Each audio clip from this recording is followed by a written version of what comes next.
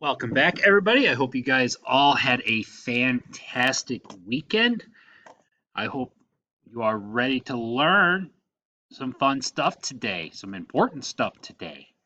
So, first things first, I would like to bring to your attention over in Google Classroom. You'll see that yesterday I posted a new assignment, SMAW 10, fillet welding symbols. Complete the following sections using the Miller Open Book website and complete the questions in the Google Forms, fillet welding symbols. This is due by 11:59 p.m. November 20th, so you have until midnight Friday to get this done. I'd also like to bring to your attention the lab sign-up sheet that was posted last week. For you guys, your date is today, so this afternoon. For those of you that have signed up, please show up at the time that you said you would be here. Okay. So today we are going to cover the fillet welding symbols. Well, not fillet welding, but welding symbols in general so that you guys have a better understanding. I alluded to it a little bit in our lesson last week that welding symbols are a bit of their own language, right? They're very similar to hieroglyphs from ancient Egypt and things like that, where we don't necessarily use words, but we use symbols to convey a message. All right, and today we are going to learn how to essentially read those messages, how to transcribe, how to basically read the language of the welder. So I'm going to pop us over to our presentation and we can start. All right, reading welding symbols. There are 5 basic types of welded joints. We've been over this a couple of times now. The butt, the corner, the T, the lap, and the edge. All 5 of these basic weld joints can be made in the 4 different welding positions. Flat, horizontal, which these are 2 that we've already covered in class. I've done demonstrations on. We also have vertical and overhead. We haven't done these yet, but that's my goal for this week. So once again, all 5 of these joints that we have can be done in all 4 of the positions, giving us a total of roughly 20 different welds possible. The welding symbol itself. The entire symbol, as shown to the right, with all of its numbers and other symbols, is called the welding symbol. Welding symbols are used on drawings of parts and assemblies which are joined together by welding. Whenever 2 or more pieces are joined by welding, the assembled item is called a weldment. The drawing of a weldment seldom shows how the edges are to be prepared or how the completed weld appears. The drawing only shows how the parts come together and what type of joint they will form. So more often than not, I've never come across it. Your blueprints are just going to have everything drawn as essentially squares, or everything's going to be 90 degrees.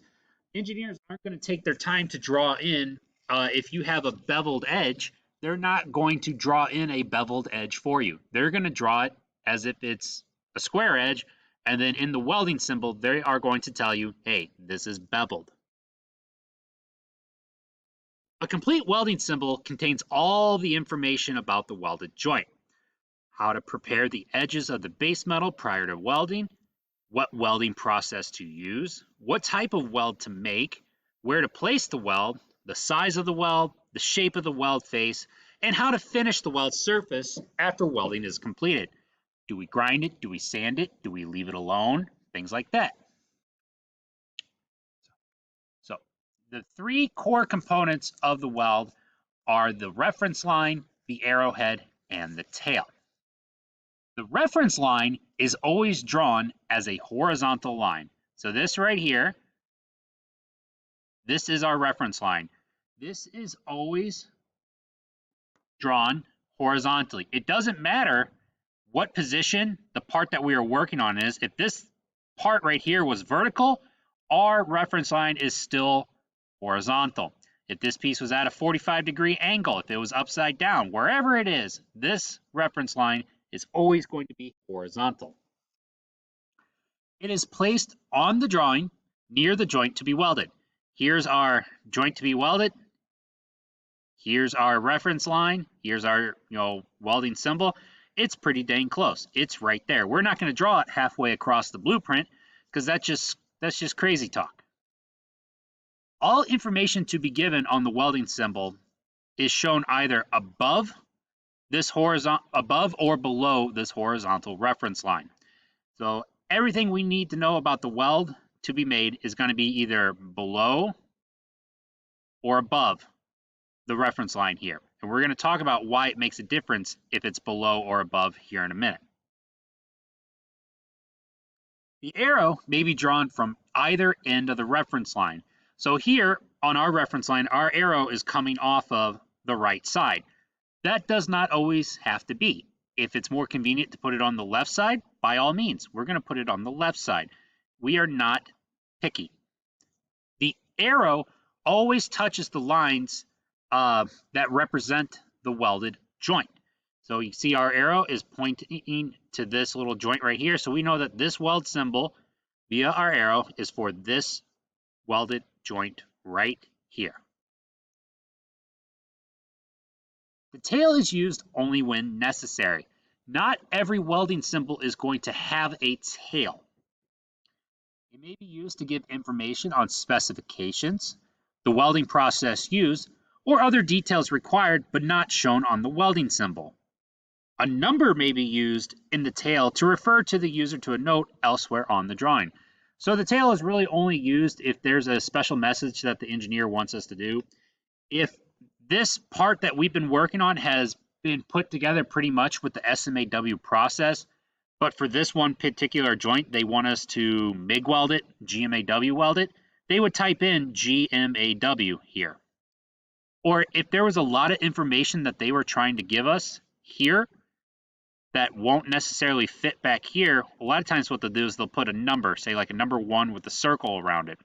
And then over somewhere else on the print, there'll be text with like a number 1 next to it, and then they'll tell us all the information we need. It's kind of like, following a map almost. The weld symbols. The weld symbol shown on the complete welding symbol indicates the type of weld to be made on a weld joint. It is a miniature drawing that shows how the edge or edges of the joint are prepared before welding.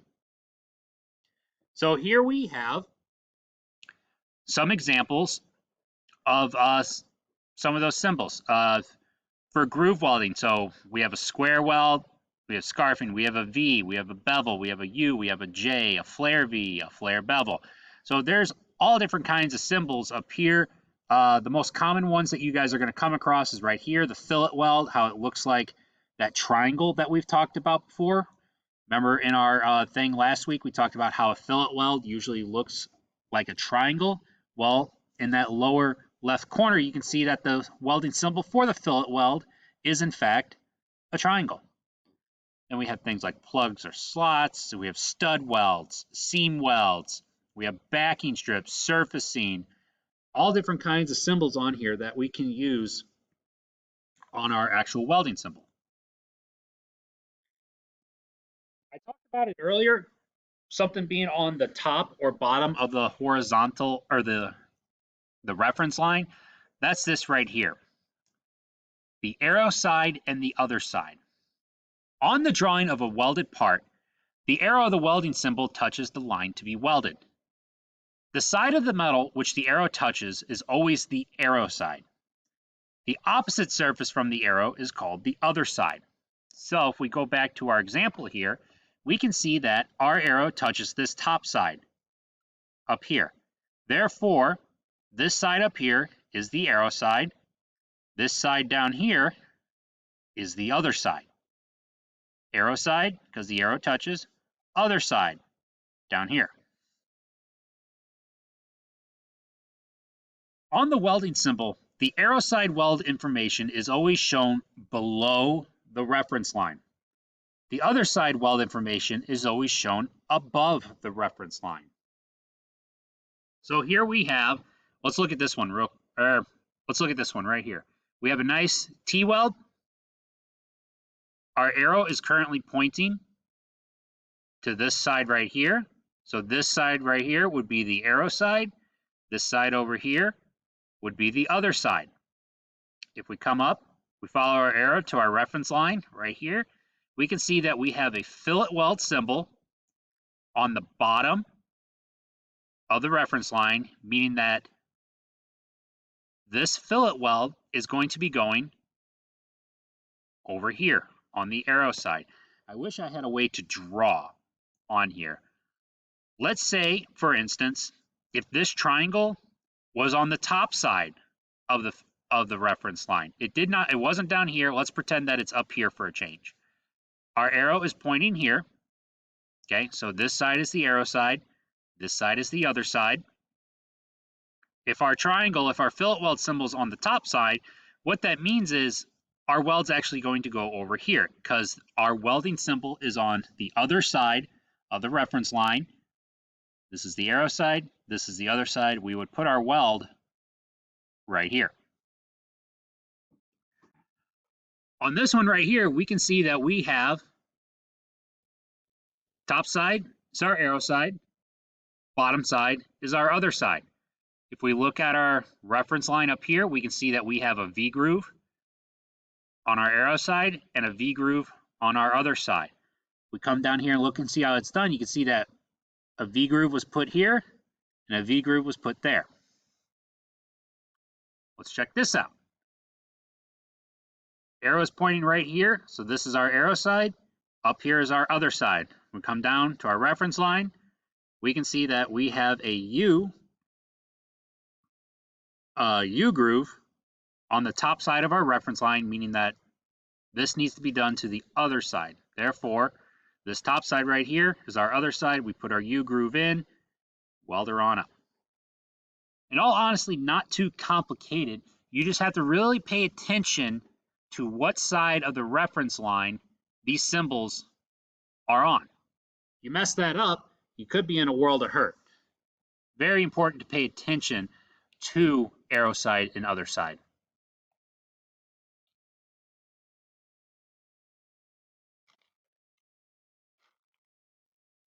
Root opening and groove angle. The root opening is the space between the pieces at the bottom or root of the joint.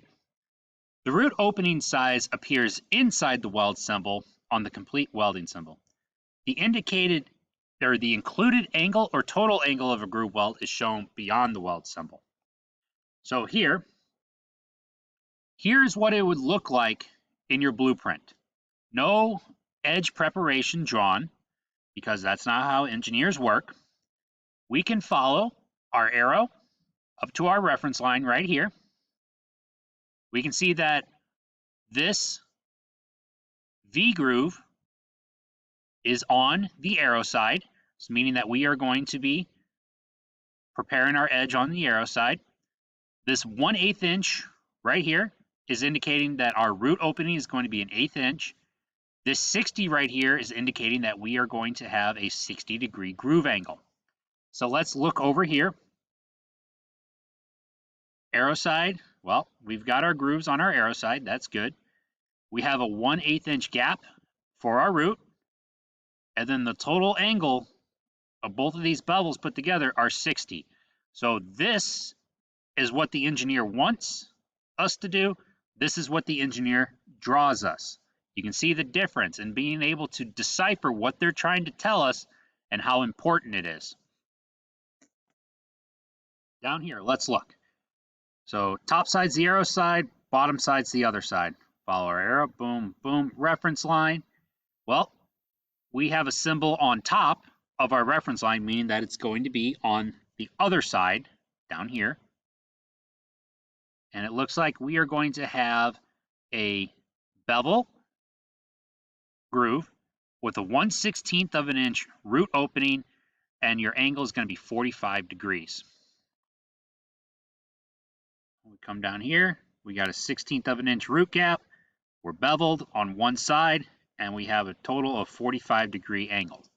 Once again, this is what the engineer is going to draw, and this is what the engineer wants you to do.